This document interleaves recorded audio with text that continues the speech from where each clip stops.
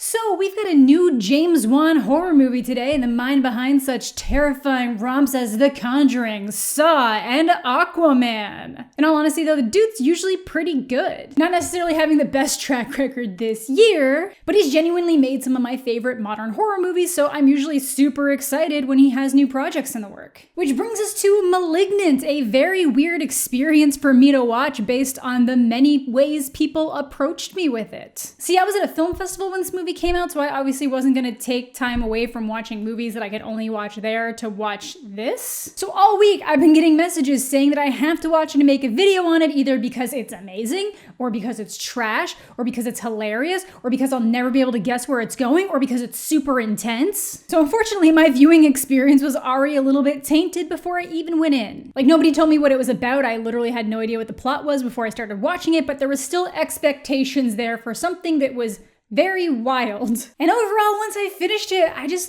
wasn't huge on it, and I think it has to do with the fact that the movie is very tonally inconsistent. After talking to some friends like Brendan Steer, director of Velocipaster, so his opinion on movies like this is worth its salt. I think I would have had the same opinion even if people weren't giving me 5 different descriptions of what to expect. Because by now you guys should know that I love horror infused with comedy, I love camp, and I love serious horror too. But I feel like this movie's fundamental issue is that it can't juggle all the elements that it was trying to get across to its viewers. It's so weird because James Wan is so clearly good at what he does, but it's like this whole movie just can't reconcile its tone with its ideas. Also, when people start telling me things like, you'll never be able to guess where this is going, or I managed to guess where it was going in 20 minutes, I'm gonna do my damnedest to pay attention to every minor detail that they're giving us. And I did figure out what was going on pretty fast, at least mostly, because it didn't really seem like they were trying to hide it. I had one central theory with a couple different execution ideas, and one was right. Which we will get to, but the opening scene of this movie is just so campy, very funny. And if that had set the tone for the rest of the movie, I'd probably be having a very different conversation right now, but it's like the second it switches to the next scene,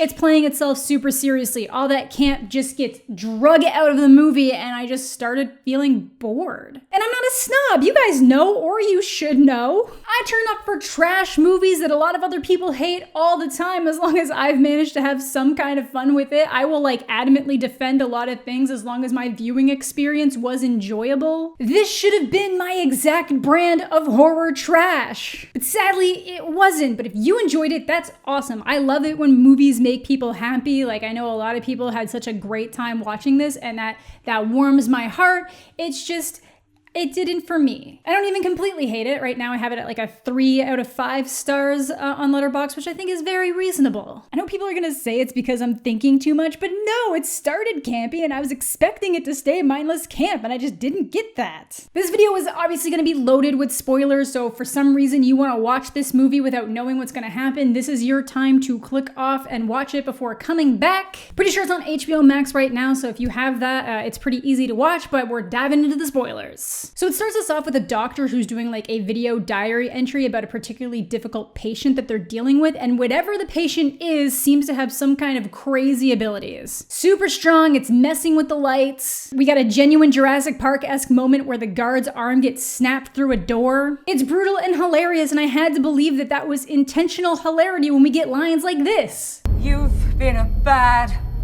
boy, Gabriel. God, it's spliced mixed with the thing. Look at those little wiggle arms. Then Gabriel starts talking to them through the radio signals and threatens to kill them. It's just so hilarious and campy. How was I supposed to take the tone any other way? It's time we cut out the cancer. So from here, I'm immediately okay, he's the cancer they're cutting out. The movie is called Malignant, some kind of tumor motifs going on here. Then the intro title scenes give us a ton of information as to what is gonna happen in this movie. And I don't mean if you pause and really read, it didn't seem like they were trying to hide it. A lot of it is you just had to be vaguely paying attention to what was going on the screen to catch it. Stuff about whatever it is being able to control electricity, patient having waking dreams, some kind of super intense surgery, birth with with 2 heads, the mother leaving the child in their care and it requires some kind of surgery, a second patient name outside of Gabriel named Emily May. That is a ton of information before it cuts to present day. So by the end of that intro sequence, my mind was already like, okay, like I'm guessing maybe some kind of conjoined twins where one didn't develop properly and they need to cut it off. I would have originally guessed some kind of tumor causing unusual behavior, but they show us that screaming gremlin thing and they need to cut out the cancer, so that's just what I assume it had to be. Either way, after all that super exciting and fun camp and that just like heavy rock intro, the movie just flips to playing itself way more serious. Our main character here, Madison, is dealing with some pregnancy pains, and it's hard to be campy with a pregnant lady who's apparently miscarried multiple times, so let's see how that plays out. How many times do I have to watch my children die inside of you? Damn, dude, what the fuck? He then literally goes on to slam her head into the wall hard and abruptly. Damn, Jake, Abel, you're not supposed to be like that. Like, how do you go from you've been a bad boy, Gabriel, to a domestic abuse against a pregnant woman? Like, yeah, dude, if you slam her around like that, it probably is your fault that she's been struggling to give birth. But then the nightmare sets in. Asshole of the year here wakes up to the sound of the blender going, then the fridge opening, then someone clearly sitting on the couch who spontaneously disappears the second the lights turn on. A classic. So he gets massacred by someone who looks exactly like Madison. Then she gets knocked out and loses the baby. Very heavy subject matter. So this is where I started developing a few more thoughts. So the movie starts in 1993, then cuts to present day. So my brief thought here was, oh, maybe Madison gave up a kid because she felt like she was too young to take care of it. And that ended up being Gabriel and whatever this like tumor growth thing is, and now it wants revenge, but like that went out the window almost instantly because the ages just wouldn't have lined up unless she gave birth at like the age of 7. So my thoughts at this point was either she was born like a conjoined twin and there was like a defect with one, or she did the thing that happens a lot where she was starting to like absorb the fetus in the womb, but then for some reason it just continued to grow like some kind of tumor. Usually when that happens, it is just kind of like a small tumor of cells somewhere in your body, and sometimes it has teeth, and but you know, based on the title Malignant, that seems to track. So at this stage I'm thinking, okay, so the thing they cut off, Gabriel, did somehow survive and now it escaped and is doing her subconscious bidding by killing her abusive husband. Twin connection and all that. But then there's also the slight nod that she might be the one doing it because the police openly mentioned that there was no sign of forced entry, nothing was stolen. The handprints for some reason were all upside down, and the cops know that Madison was being abused by her husband, which gives her motive. And then it cuts to 2 weeks later, she's back home and the lights all start flickering and she sees a figure down in the street underneath the lamp, so she runs down to lock her doors. So you're telling me that she just dealt with a traumatic break-in that resulted in the death of her husband and her doors weren't locked? Either way, nothing happens. It cuts the next day. Her sister shows up and they have a conversation that kind of works into one of the bigger themes the movie seems to be trying to express, but in just such a weird way, where she says the main reason why she wanted a kid so bad was so that she could have a blood connection with somebody. Like, she goes on to clarify that she means biological, but it's just worded so weird. Which is when she reveals she was adopted, which really just solidifies my opinion that she was the not Gabriel side of the experiment. Gabriel was the thing that had to be cut off her. Then it immediately jumps into this like trippy Where Is My Mind remix.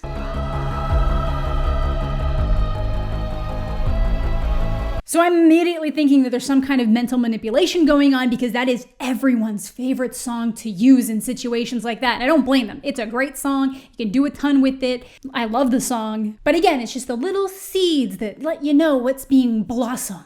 So is Gabriel getting her to do things that she doesn't realize is happening because they're existing in her mind as like a waking dream? We'll find out. It then cuts to a woman that also looks like Madison, so I'm wondering if this is the bio mom that left her in the care at the hospital. She just said that her mother died in childbirth, but you know, maybe doctors conducting weird experiments that resulted in the death of a bunch of employees might lie. But this woman's job is super cool regardless of who she is. She gives like underground tours of Seattle because I guess like Seattle used to be a different city before that big fire and then they just built on top of it. I had no idea that was a thing. Shit, I know this ends with a woman being violently chased and kidnapped, but I want to do the underground Seattle tour. oh yeah, this woman is violently chased down and kidnapped. So I feel fairly confident that this is Mommy Dearest that he has strapped up, because like who else would it be? Especially after it reveals that his main mission is to track down that doctor and kill her, so Gabriel's out for revenge. Who else would he give a shit about? The bio mother that abandoned him there. And Madison starts having visions of what's happening to these people in real time. Watches Gabriel brutally murder the doctor, which made way for some really cool effects here. Like I love how it just kind of like drifted and morphed from her being in her home doing like regular ass chores to just being in the doctor's home watching it happen. That's what I mean. There's like a lot of pieces about this that really work. It just doesn't come together as a whole for very specific reasons. So clearly there is a mental connection here. Was part of Gabriel left behind? Is Gabriel controlling her? Because this person clearly looks like Madison. Either way, Gabriel murdered the good doctor with half of one of her trophies, then turns the other half into a dagger. You'll find that missing half.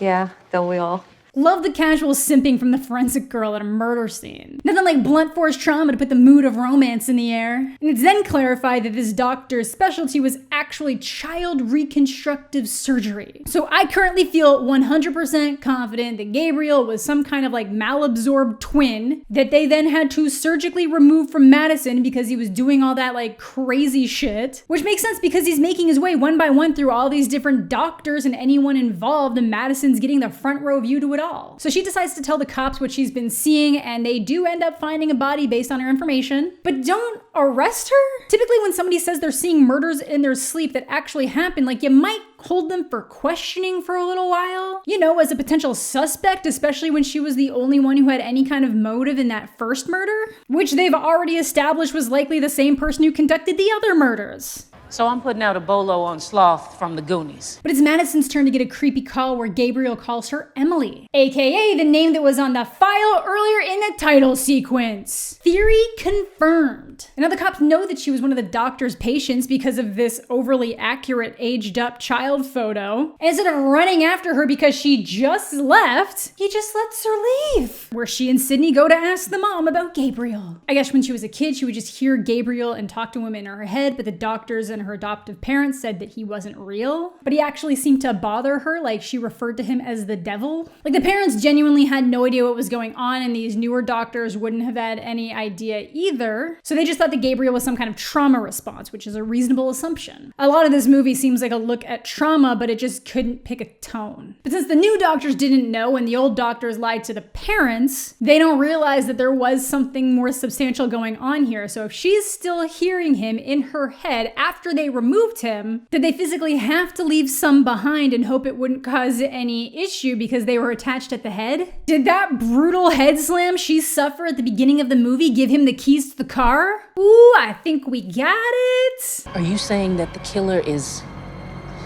your imaginary friend? We then get this way overextended chase scene of the detective trying to catch Gabriel and almost getting run over by an abandoned carriage under the city. Like, it's so funny. Look at Gabriel go. Before we can get much further with trying to figure out who Gabriel is, that's a woman who is definitely, in fact, the bio mom, crashes through her attic.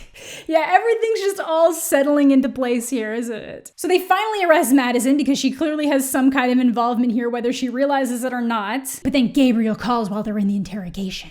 Dumb bitch didn't even know I was nesting in her home. And for everyone who's like, wait, like, how could he call if she's the one doing all the stuff, but like, she's clearly not calling herself? Because they've established that his main way of being able to communicate is by sending out broadcast messages through radio waves and electricity. He's broadcasting his thoughts. But the full theory confirmation occurs when the sister tracks down the records at the abandoned hospital, which is a massive fucking castle. They never would have abandoned that. They would have like pulled the records out and resold it. That is waterfront castle property. But she reads through the records. It mentions how there was absorption in utero, but for some reason it wasn't fully absorbed and started to grow in sync with the patient, aka Madison, meaning that they are literally sharing a brain. The mother wasn't financially able to deal with the situation because she was 15, so she gave them up to the hospital, believing that they'd be able to help her. This is also where it gets really dark because they mentioned that she was 15 and assaulted, and I have to use the toned down version instead of what actually happened because YouTube is YouTube. This is just such heavy subject matter, some of which absolutely does not need to be here for a movie that started as campy as it did, and especially for how campy it's about to get. So yeah, we get the full confirmation they weren't able to completely separate Gabriel from Madison because they do share a brain, so they just cut off what they could and then just shoved the rest down into the skull. Like, look at those teeth. And he just kind of continued to bother her from inside her brain for a while until she was able to make that genuine connection when Sydney was born and managed to quiet him out until he got woken up after that brutal head smash. But for some reason, they thought it was a good idea to put a suspected psycho killer, who, if she is responsible, the detective actively witnessed as someone who has extraordinary abilities of speed and strength, who murders people in a way so brutal that it looks like they were in a car accident in general population holding. Like she's in one of those big short-term holding cells with a bunch of other women. And Gabriel's mad.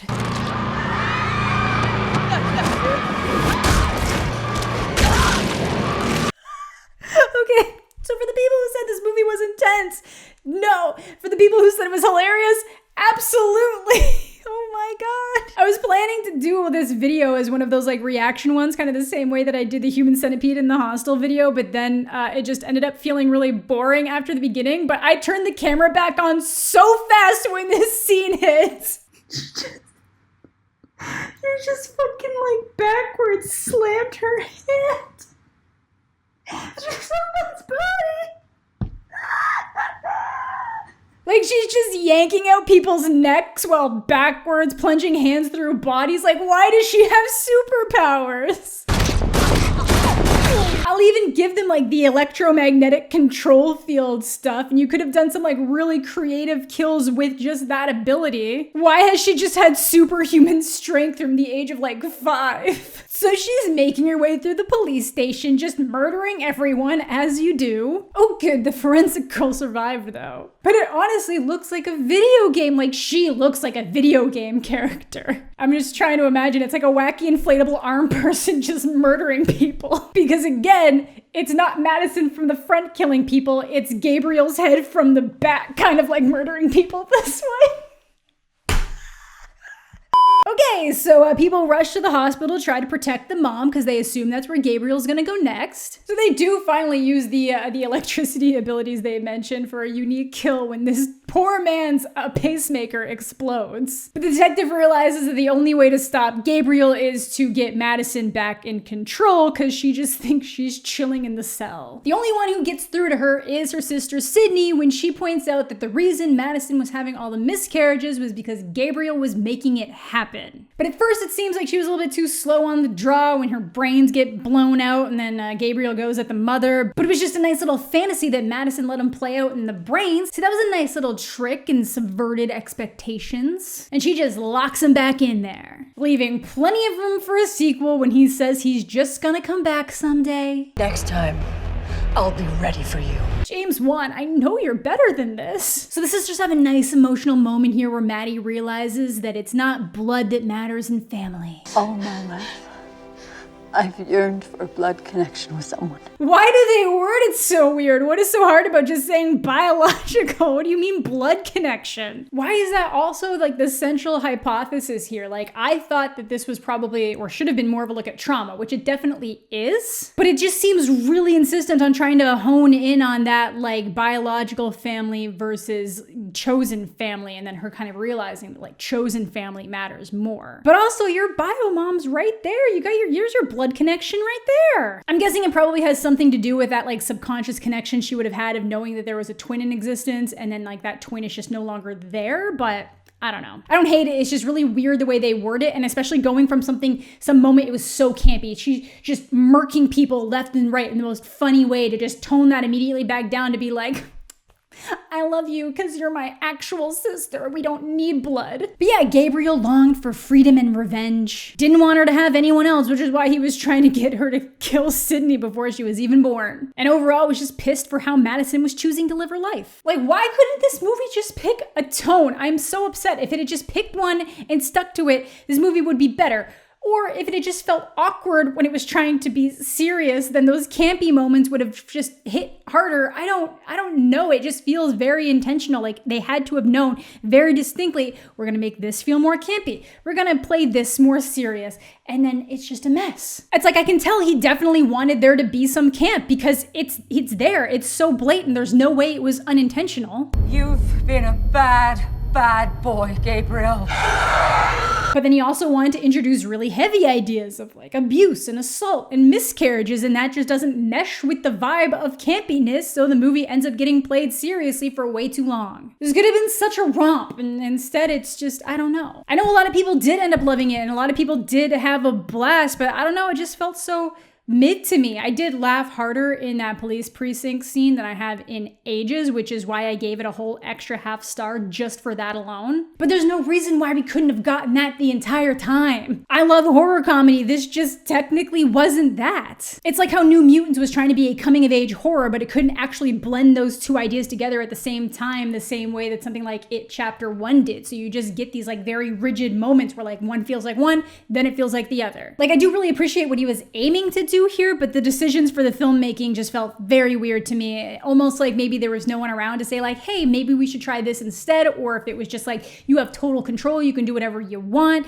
and then he just didn't ask for other people's input. I don't know. Again, personally, I would have just preferred all camp because that precinct scene just...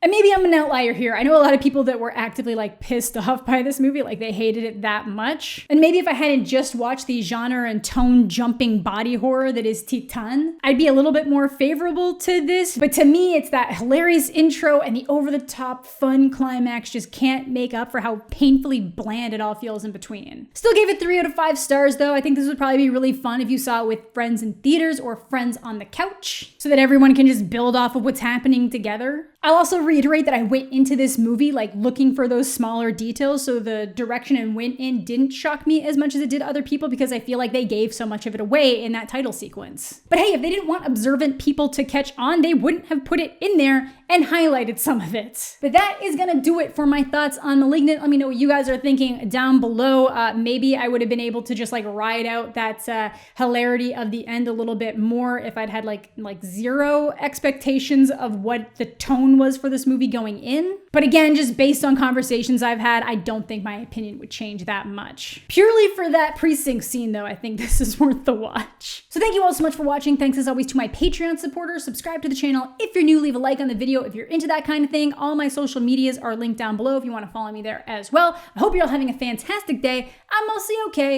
and we'll catch you all later.